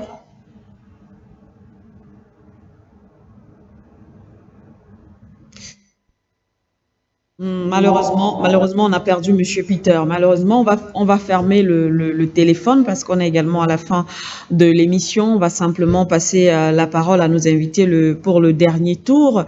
Et Monsieur Peter, peut-être s'appuyer sur les mots, les termes utilisés par Monsieur Peter tout à l'heure. Il parle de pôle de résistance, effectivement, qui commence à naître du côté, du moins, sur le continent africain, même s'il y a aussi des pôles de résistance, du moins, des pôles de résistance. Sens contraire aussi, hein. On a l'AES, on a aujourd'hui ces États, Zimbabwe, Botswana. Est-ce que la surprise peut également venir ou provenir de cette partie du continent? Monsieur Henri Atongana, pour sortir. En fait, j'ai pas entendu il y a eu une coupure. Donc, j'ai vraiment pas entendu, j'ai juste entendu pour sortir. Oui, pour... Non, simplement pour sortir. Est-ce que ces pôles de résistance aujourd'hui face à l'impérialisme occidental qu'on est en train de voir naître, à côté on a effectivement l'AES, hein, mais on voit aussi le cas Zimbabwe, Zambie, Botswana, aujourd'hui avec ces décisions très fortes d'ailleurs, très fortes. Est-ce que la surprise, dans cette lutte contre l'impérialisme occidental, est-ce que la surprise peut également provenir de cette partie du continent? Oui, bien sûr. Je crois que petit à petit, les Africains comprennent. Beaucoup d'Africains comprennent. Beaucoup d'Africains comprennent que la Russie ne doit pas perdre la guerre en Ukraine. Parce que la Russie est une chance pour la multipolarité du monde. Et je dis, la Russie a donc besoin de partenaires géopolitiques africains. C'est une chance, sauf si les Africains veulent continuer à être des esclaves. Je dis bien, c'est une chance. La Russie ne peut donc pas perdre pour tout le monde qui comprend la géopolitique. Et alors, on s'aligne derrière la Russie, c'est pas parce qu'on veut un nouveau maître. C'est parce que, quel que soit le pays du monde, la politique extérieure est tributaire d'intérêts. Notre intérêt des pays africains est que la Russie arrive à rétablir la multipolarité du monde. C'est notre intérêt. Donc, on s'aligne derrière nos intérêts, donc derrière la Russie. Mais je n'ai pas dit qu'on doit s'aligner derrière la Russie et être les attentistes. Vous savez que je suis très attaché à la production de la plus-value sur notre continent. Mais on a de façon ponctuelle une décision géopolitique à prendre, c'est celle de s'aligner derrière la Russie. Et continuer, évidemment, comme n'importe quel pays, à s'armer, au moins pour pouvoir assurer sa propre défense. Et pour qu'on assure notre défense, nous devons, la première chose, c'est d'interdire les bases militaires étrangères en Afrique. Allez demander à ceux qui les acceptent. Ces bases militaires ont quel autre rôle et attaquer qui? Quand une base militaire est au Bénin, le but c'est d'attaquer qui? Au Nigeria. En Côte d'Ivoire, le but c'est d'attaquer qui? Enfin, il ne faut pas être Einstein pour comprendre ça. C'est tous ces chefs d'État-là qui sont soumis. C'est-à-dire qu'en fait, ils sont, je ne sais pas, moi je pensais qu'ils avaient été abêtis par la violence de la colonisation. Triple A, il m'explique qu'il y a une autre catégorie qui sont des soumis heureux, des esclaves heureux. Parce qu'ils estiment que c'est ça qu'on appelait depuis les États-Unis le house nigger. Ils estiment qu'eux, ils peuvent prendre l'avion pour aller déjeuner à l'Élysée. Ils restent esclaves, soumis, mais ils estiment que, comme ils peuvent prendre le jet privé pour aller déjeuner à l'Élysée, leur population, des populations qui leur ont donné mandat de défendre leurs intérêts, ils s'en moquent. Voilà. Donc, les pays africains doivent de plus en plus comprendre ça et réajuster leur rapport, réajuster leur défense, réajuster leur sécurité et aller soutenir les pays qui sont favorables à la multipolarité. On ne peut pas continuer à laisser qu'un seul pays, quand vous voyez ce qui s'est passé, qu'un chef d'État aux États-Unis se lève et qui décide d'aller enlever un autre chef d'État, il décide avec la plus grosse insolence possible. Et la seule façon de le faire, c'est d'ajouter nos forces à la Russie. C'est la seule façon de le faire actuellement à court terme. Quand les rapports de force vont se rétablir, on pourra alors discuter d'égal à égal. Mais pour l'instant, il n'y a pas autre chose. Moi, je prends le parti de celui pour qui les intérêts sont en accord avec les miens. Je n'ai même pas dit celui qui défend mes intérêts. Voilà. Et la Russie a besoin de ça. La Russie a compris ça parce que la Russie sait très bien que le vivier des tirailleurs, c'est en Afrique. Et la Russie connaît le mode de fonctionnement des pays occidentaux. Ils ne veulent pas des morts chez eux. Donc, quand il y a une guerre, ils viennent chercher des tirailleurs africains. La Russie a donc intérêt aussi à développer des rapports avec les pays africains pour qu'il n'y ait pas ce biais à son désavantage. Voilà les doubles intérêts. Donc, la Russie a aussi intérêt à ce que les pays africains ne s'alignent pas derrière l'Occident. La Russie doit donc développer les pays et de plus en plus, pour répondre à votre question, les pays africains doivent avoir la posture de la Zambie, du Botswana et comprendre la nécessité d'un monde multipolaire, parce que quand le monde sera multipolaire, notre voix sera écoutée. Sinon, on n'écoute même pas. On voit les États-Unis, même la France, qui est leur partenaire, les médias, ils n'écoutent pas. Voilà. Et les Français l'ont compris. Très bien. Je crois que je vais sortir par... Merci à vous. Merci, monsieur Henri Atangana. On va donc sortir avec vous, monsieur Haïti. Madame Siké, l'Afrique ne saurait devenir le grenier du monde. Oui. L'Afrique doit devenir l'usine du monde à l'image de la Chine.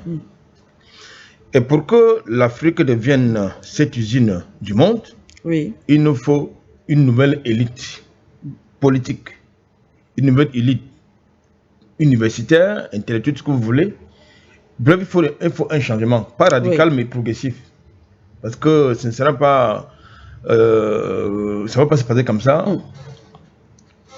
Mais il y a urgence à changer sur tous les dirigeants. Sur tous les dirigeants, il y a urgence à les changer rapidement. Parce que nous n'avons plus le temps. Nous jouons contre la montre. Tout à l'heure, je vous ai indiqué les opportunités qui s'offrent aux Africains et l'Afrique de sortir des griffes de l'impérialisme, de sortir des griffes de la prédation internationale.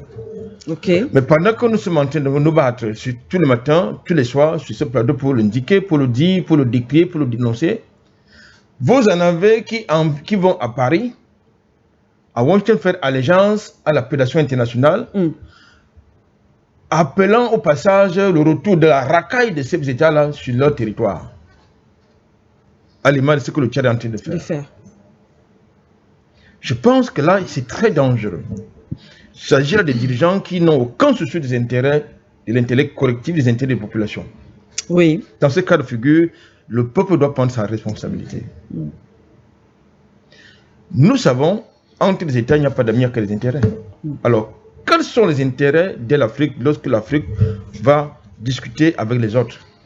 C'est une question majeure. Oui. Parce que les autres, lorsqu'ils viennent chez nous, ils savent ce qu'ils veulent, hein, exactement. Ils savent précisément ce qu'ils veulent. Et ils ont une convergence d'intérêts, ils ont une convergence de vues. Quelquefois, ils ont une convergence de narratifs. Mais chez nous, c'est la cacophonie. Pourquoi est-il si difficile de suivre les pas d'un Kwame Nkrumah qui demandait et qui voulait l'unité politique de l'Afrique? Kwame Nkrumah a été le précurseur du mouvement panafricaniste sur le continent africain. Cheikh Anta Diop a été celui-là qui a éveillé la conscience noire. C'est vrai, oui. Mais pourquoi est-ce que c'est si difficile de suivre ces pionniers? Pourquoi? Parce que vous, justement, comme je l'ai indiqué tout à l'heure, vous avez plusieurs types de dirigeants que nous avons sur le continent africain. Il y en a qui ont signé des deals, il y en a qui assument d'être des valets, c'est-à-dire des esclaves de maison, bon, les cerveaux blanchis, qui, quoique noirs, sont blancs dans leur cerveau, dans leur posture, dans leur mentalité. Donc je pense qu'aujourd'hui, la nouvelle génération doit s'affranchir de tels complexes. Ce sont des complexes qui amènent à de tels comportements. Donc, nous saluons la posture de M. Ibrahim Traoré, mais tout en lui indiquant de faire très attention, ces gens ne donnent jamais rien pour rien. Merci beaucoup. Merci à vous, Monsieur Aïssi. Une fois de plus à Monsieur Atangana. Merci d'avoir été avec nous ce matin. Merci aussi à vous, chers téléspectateurs, téléauditeurs et auditeurs de la 96.3 FM For You Radio. Merci à tous qui avaient été participés à travers nos différents chats. Toutes nos excuses pour les petits incidents techniques. L'émission sera repostée entièrement sur vos différentes pages For You Media Africa. Alors, on vous souhaite un très très bon week-end, bien sûr en compagnie des programmes de votre média panafricain. À très bientôt et à la semaine prochaine.